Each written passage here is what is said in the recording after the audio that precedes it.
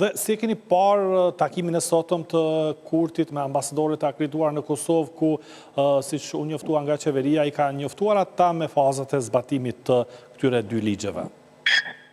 Në fakt, këto takime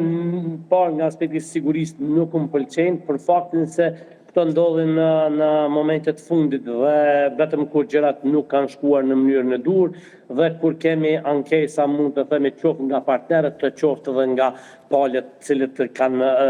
obligime në zbatimin e këtij ligji. Në këtë takim, pavarësisht adresimet e qeverisë së Republikës Kosovës ishin se ka pasur për qëllim që qeveria t'i njoftoj në lidhje me masat apo veprimet që janë ndërmarrë për zbatimin, por në fakt mund të themi që është një lloj angazhimi i trupës diplomatike në lidhje me disa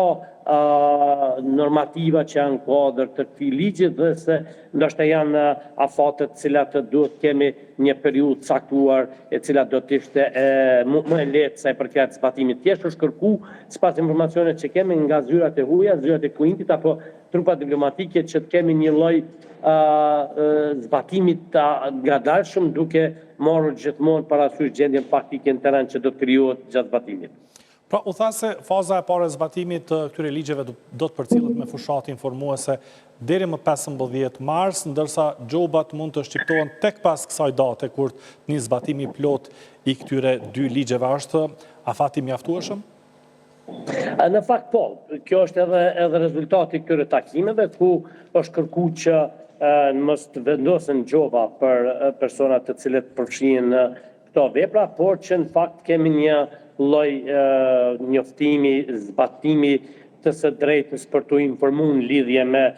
pasojat të moszbatimit të ligjit dhe konsiderohet në fakt por nga aspekti teknik mund të konsiderohemi një afat i mjaftueshëm për ta mundësuar informimin e qytetarëve për çështje të tillë, edhe pse unë shoh që do të kemi një kërkesë për një afat shtesë për moszbatimin e gjobave.